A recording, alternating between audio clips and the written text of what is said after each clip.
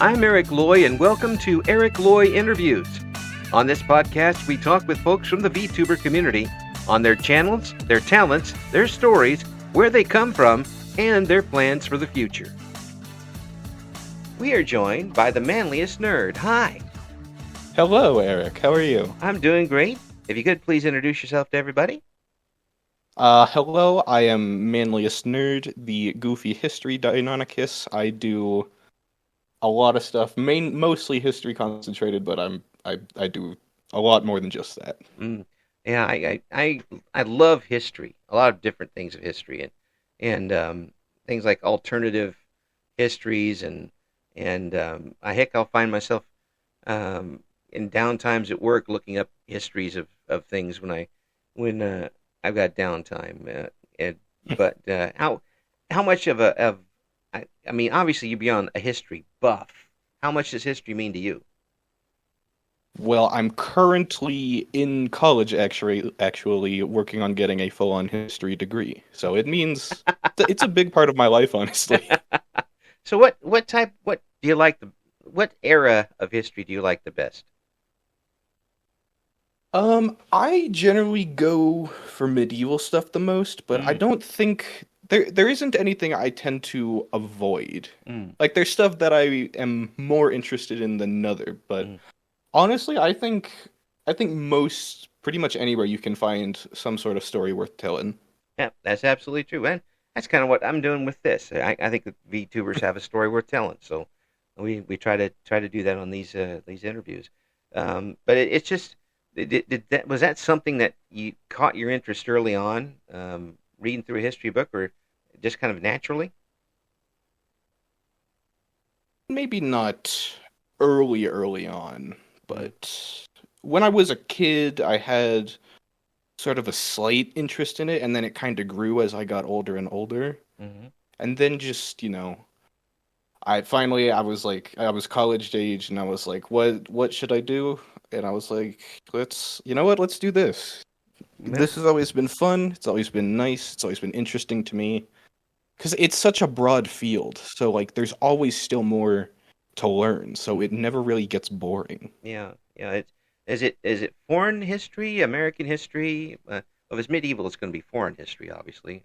Yeah, I grew up in the American education system, so I kind of had that hammered into me over and over again. So that is the one place where I do sometimes find myself getting bored. Yeah. But yeah. Well, I try to keep an open mind about things with this. When I was a kid 100 years ago, all of our history in school ended with the Civil War. And we would start off with something about Greece, and we'd end up with the Civil War every year. So when we got into junior high, we didn't know anything about anything past the Civil War for the most part, because it would take so long. And that's what our history book said back in the 70s. Thankfully now, although it's through different lenses, I hope our education system is a little better than that as far as history goes. Do you think we've gotten there? Not as much as I would personally like. Like in school we went a little past the Civil War, but I felt like we kind of brushed past a lot of things that we didn't really get a chance to really digest a lot of this information. Yeah. And that it was a lot of it felt incomplete, honestly. Like not false, but maybe incomplete. Yeah, well, we had some stuff that was just plain false too back then, but that's always the trouble. Yeah, but with your degree that you're getting, what are you planning to do with it, or do you know yet? So my concentration as of right now is digital and public history, which isn't about a topic, it is more about the presentation. So that actually is kind of how I fell into VTubing. Really? Because this is basically what I'm training for.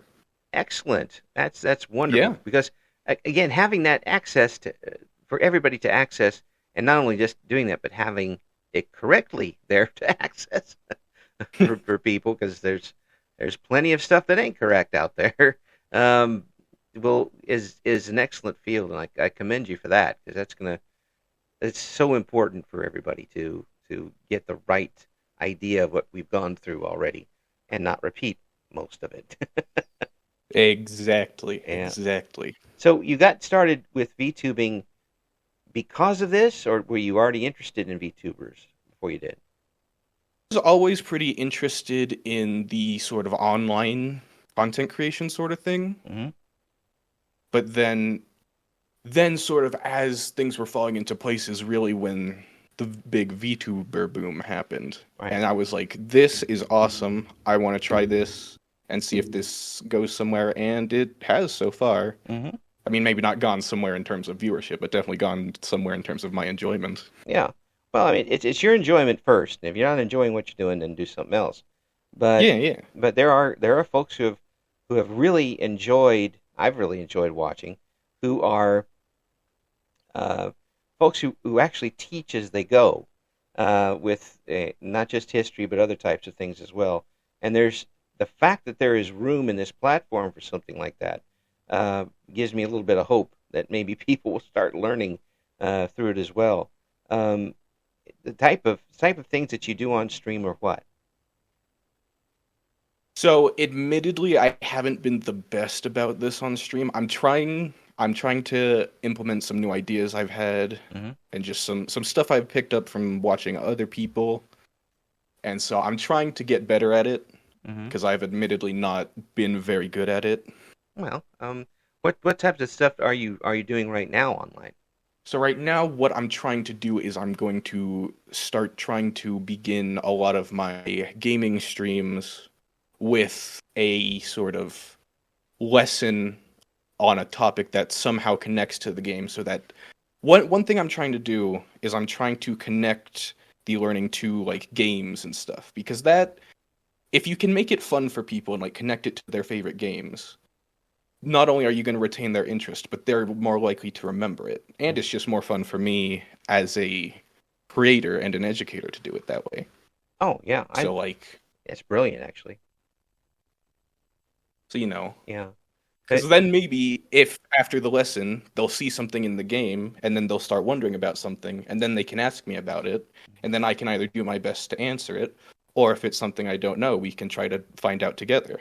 Mm. How frustrating is it for you to see people who are aged, as old as me or as young as 10 years old, be able to give the entire history of a fictional universe down to the last, uh, you know, direction a finger was pointing at a certain time, yet not know anything about actual real history. This is sort of a gray area for me because I actually grew up being really interested in like these fictional universes. It's part of what actually got me into history. Mm-hmm. Like I would go online and look at things about Lord of the Rings and then suddenly I'm looking at things about real history. So I actually it does there are cases where I it really bothers me when people say things that are blatantly false. Mm-hmm. But if it's truly just they haven't been interested in it, then there's a chance for me to be like, well, maybe there is something here that you can actually learn. Mm-hmm. And it there are downsides to it, but there's also opportunities with it. That's a good way to look at it, because if you people can tell you the entire history of the Fallout universe, but not tell you what happened in the War of 1812. Yeah. I mean, it was a fairly important little war that we don't know a whole lot about and not taught a whole lot about. But I mean, they just invaded the United States. That's all. I mean, it's well, the other way around too. But those types of things, maybe I'm just speaking as an old guy, um, but that kind of bothers me a little bit, even as I do it myself. Um, and maybe if you can use that as a tool to get them involved in other types of things, um, that would be brilliant. And then they can get involved in the real history, Some of that real history is even stranger than the history of the video games. Absolutely. I mean, there is a YouTube channel called History Matters. Have you seen it? I think so. Mm. Yeah, it It sounds familiar. yeah, they do he does little history bites of about 3 to 10 minutes, and it's animated, but that little bit of animation, while it's entertaining, gives you a real perspective on what happened during that time and why. He answers a question like, uh, why didn't why didn't somebody take over uh, the Netherlands after World War I or World War II? And they would go into detail, but still in a way that presented itself in a bite-sized manner that people will remember later on. Um, do you think that that's a kind of a future of how people will learn history, and they're going to have it in digestible bites rather than given a whole book? Yes and no. Hmm. I because there are situations where the digestible bites is genuinely the best way to present it, especially if it's like someone who maybe is just sort of developing their interest in this. Mm-hmm. But there is also a lot of places where people tend to kind of there's a problem where people tend to see events as sort of isolated and in two different worlds, when a lot of these events are very much interconnected. Mm-hmm.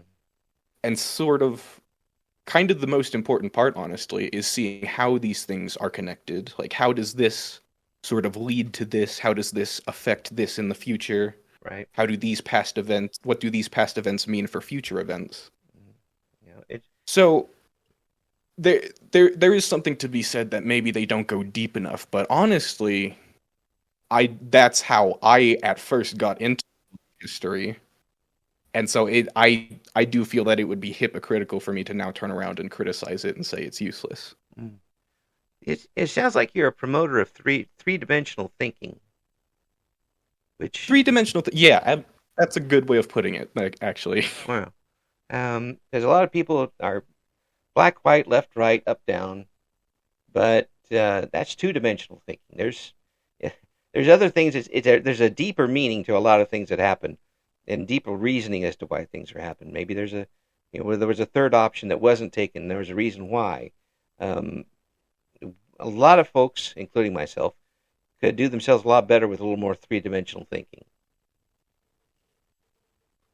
Yeah, and that's maybe it's a little maybe it's a little idealistic, but that's kind of why I tried to do this, because like maybe I can influence someone in a positive way. Yeah, yeah, and that's a great reason to do it. I mean, I think you're that, but not only that, are you enjoying doing it?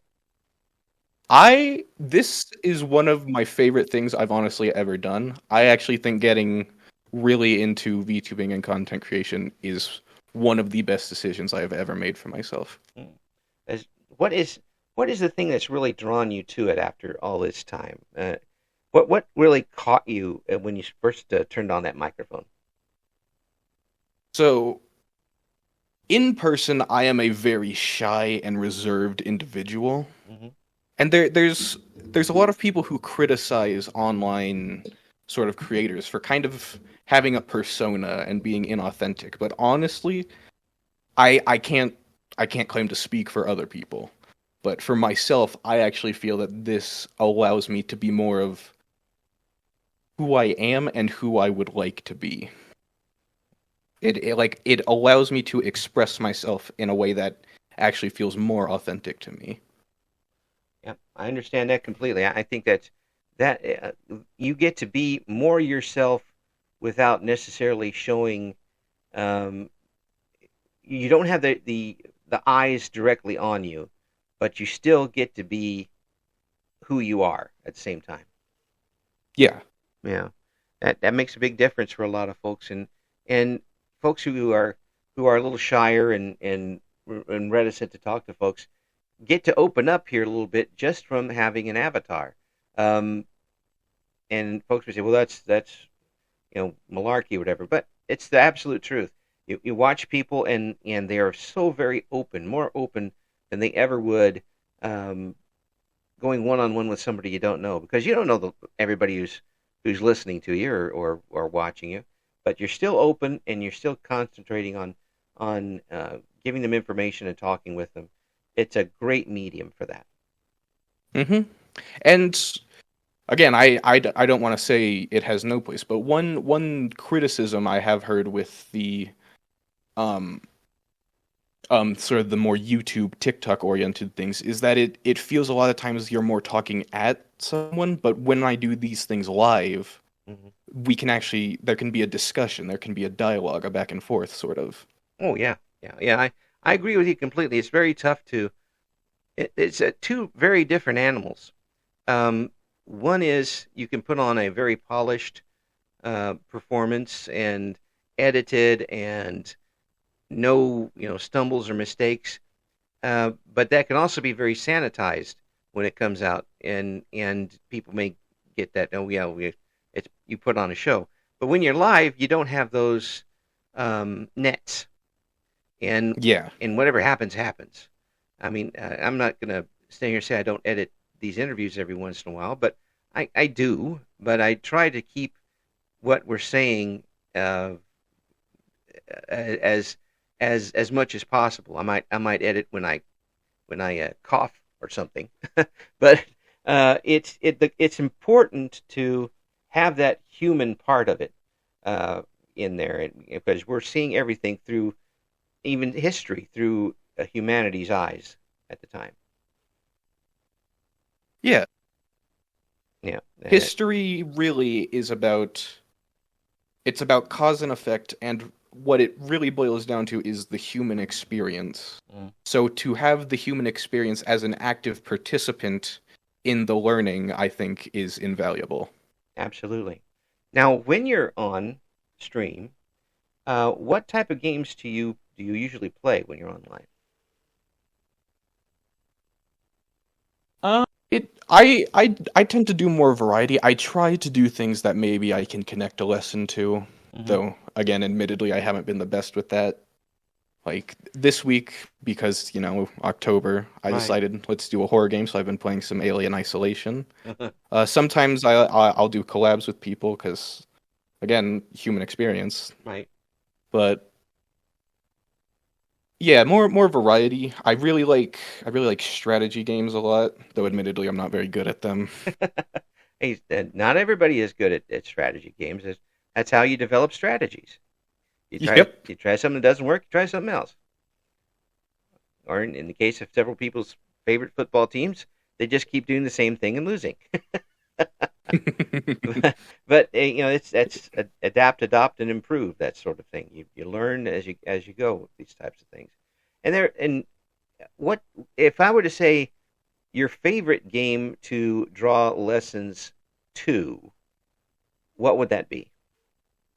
Well, you mentioned Fallout earlier, actually. I think Fallout draws on a lot of history, honestly, and there's a lot that you can connect it to. Like when you talk about New Vegas, Hmm. you have Caesar's Legion, so you can talk about the Romans, maybe. Right. You can talk about American westward expansion, because in New Vegas, again, it's sort of pushing east, a lot of it. Hmm. You can talk about the Cold War, you can talk about the World Wars, because a lot of that directly influences the Cold War and by extension Fallout. Hmm. So Yep. there a lot of games present a lot of unique and different opportunities to teach about things. Yeah. Yeah. And it helps if it's, to me anyway, and my own opinion, a game like that, if it does draw a little bit from true to life, although it is by canon a separate, it's not our Earth that it's happening on, because Yeah, none yeah. of those things happened in the '60s, thankfully. But still, it draws enough of a parallel where you can jump off and look up things. Uh, Such as why people would say, well, why are they going after Anchorage, Alaska? Well, now you can go look up and find out why they would go after Anchorage, Alaska. Hmm. Of the oil and all that stuff up there, um, and it always interests me to. I guess post-apocalyptic things interest me. I don't know why. It's just a thing. But a lot of if you do some of those right, it always has to have some tie-in to actual history, in my opinion. Yeah. You know, and That can be a struggle if there is a game that is just genuinely like you said, if there are certain games that generally you cannot really jump off from. There are some where you could maybe reach a bit to jump off from, but there are some and like this isn't a criticism of the game, it's just that's not what they were made for. right, right. There, and again, you can overanalyze things too. Yeah, I, absolutely. I went to a movie one time with my stepdaughter, and we went and saw Transformers 2. We didn't go there for the Shakespearean dialogue. We went there to see things blow up, and that's what it was. Sometimes you That's why just I went to see it. yeah, that's why. I mean, sometimes you just play a game because you want to see things blow up there. But Yeah, and if it does that, then perfectly fine. But again, if you're looking for something to have a little bit more realism to it, you have to have it draw a little bit from reality, and Fallout does do that, and it also explores into dynamics of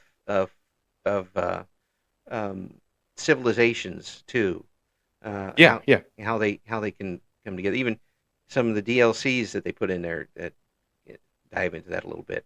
I hope they never run out of those, and they can keep going with this sort of thing. I know that Fallout London came out here, and would love to see how that works. But for you, if I was to say to pick a game that embraces your love of history and puts you in the right spot as far as being able to enjoy the game, is the Fallout series that game for you?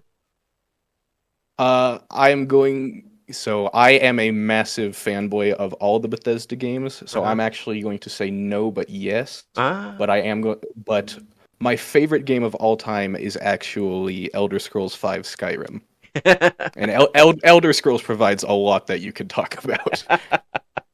Yeah, I remember when all that happened in the 60s. But if you go in depth and look at these things, there are parallels you can draw. Um, Absolutely. and that bit of reality ties you into the fantasy and actually enhances the game for a lot of people. And I'm guessing that's how it happened for you. Yep. Yeah. So what do you like the most about that game? I like how lived in the world and expansive sort of the world feels like. Like there's a lot of games where it very much feels like you're playing a game, but what just mesmerized me about Skyrim is that it feels like I'm exploring an actual world with an actual history and actual people. Mm.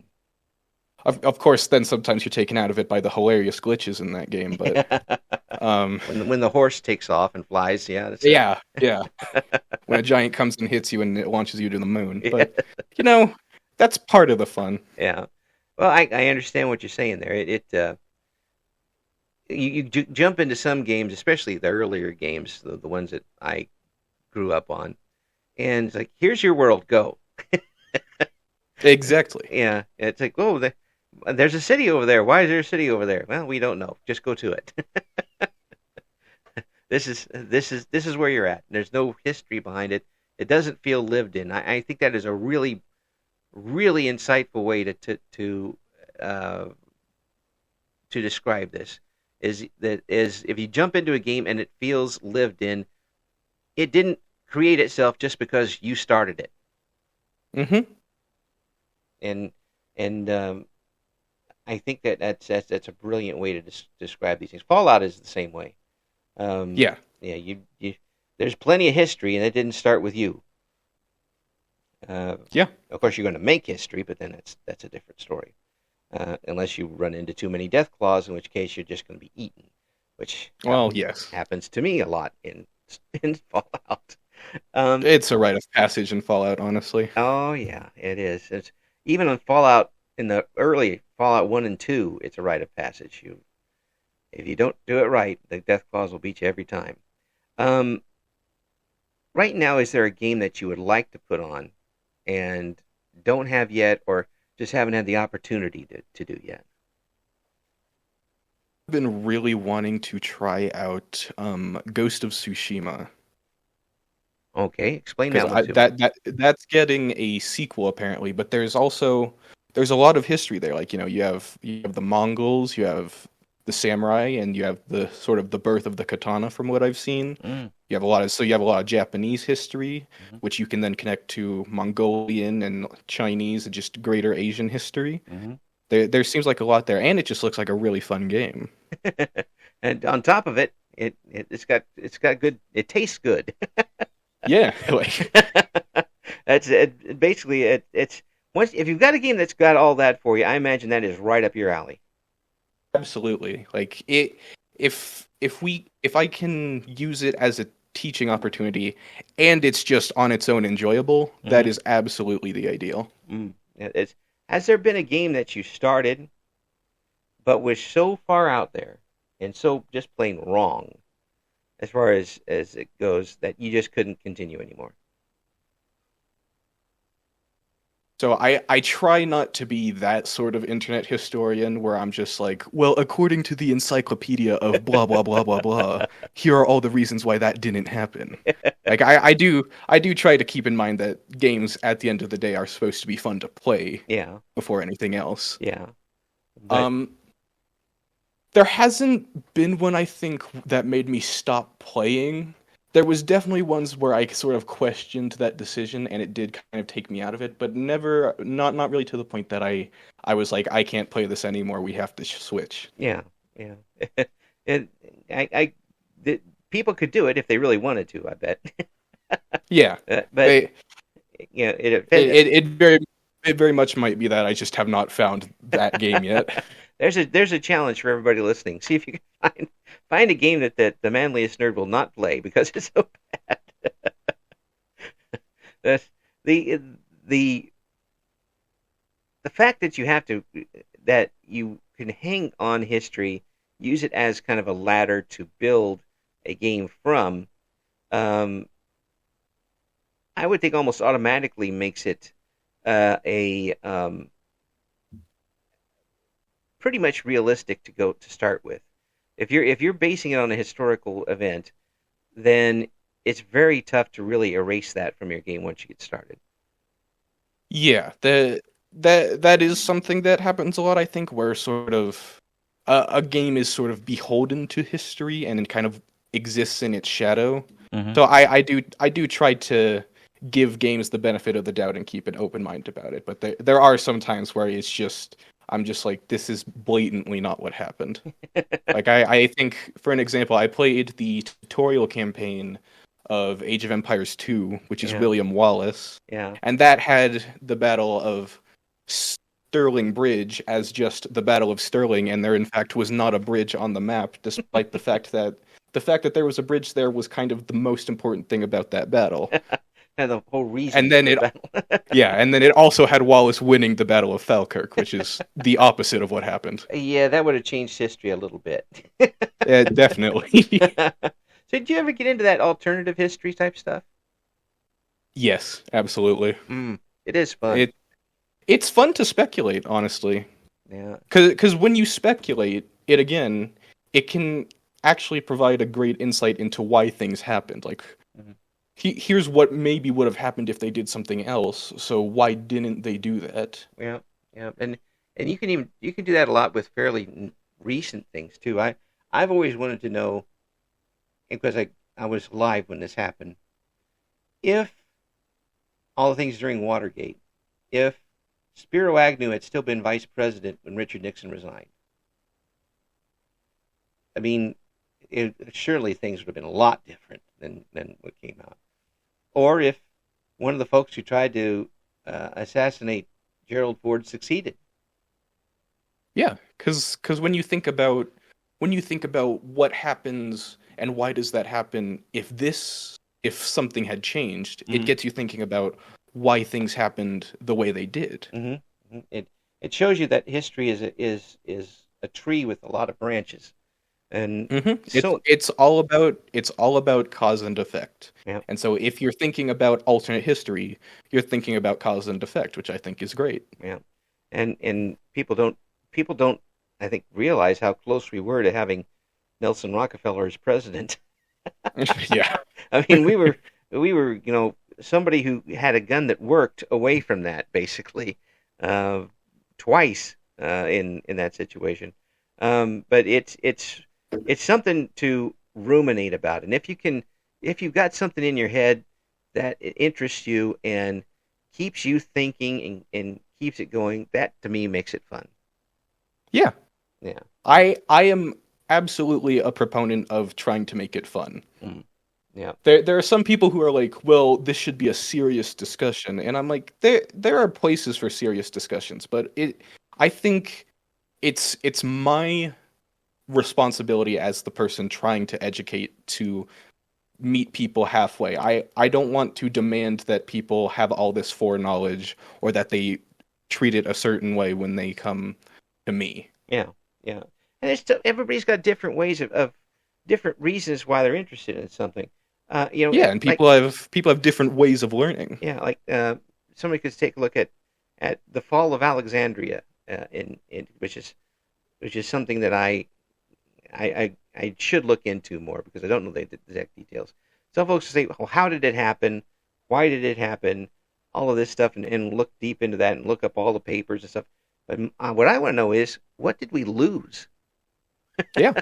I mean, there's a lot of stuff there. I mean, that civilization was really advanced in a lot of things, and maybe there's some branches off there we could have done better as far as healthcare and that type of thing out of that. We lost a lot when that library was destroyed. So people look at things at different angles. That creates a 3D effect thinking wise, I think, Mhm. in a group of people, and we need a lot more of that. Yeah. Yeah. Like, if someone is laughing and learning, then I have succeeded. Yep. Absolutely. So, have you got a regular schedule now that you're streaming? Is it tough with college going on? It can be. What I try to do at least right now is stream every Monday, Wednesday, Friday from around 1:30 to 2:30 p.m. is when I try to start. Mm-hmm. But there have been instances where it's like, oh wait, I just realized I have a 6-page paper due tomorrow. I should probably do that instead. Yeah, that'll take up some time. You still eventually have to type letters into things. Yep. Even after all this time, even if it's not a physical paper, you still have to do uh, uh, essays and theories and all that stuff to hand in theses to hand in. Well, I mean, it's an absolute pleasure to talk with you. I'm glad that there's more people out there who are interested in history, interested in showing people the interesting parts of history, and you're able to take that and kind of combine that into VTubing as well, which is absolutely wonderful. I think that I wish the best for you. Before I let you go, what is your biggest goal for your channel right now? Honestly, at this point, my short-term goal is to just start doing more history stuff because I do think that I have fallen behind. But honestly, I would just like to keep doing this. Mm. Well, keep doing it. I've succeeded. That's my advice. Keep doing it. That'll be $20. Hey, thank you so much for coming on. Absolute pleasure talking with you. And Absolutely. And we'll get you back here soon and talk about some things that are going on. We're going to have the links for the Manliest Nerd in the description for this interview. Please check out to see what the Manliest Nerd's got going on and learn a bit as you do. We can all stand to learn definitely about history, especially these days. Ooh. Definitely these days. Definitely these days. Thanks so much for coming on. Absolutely. Thank you for having me. Thank you for listening to Eric Loy Interviews. Join us again next time when we talk to another member of the always interesting VTuber community.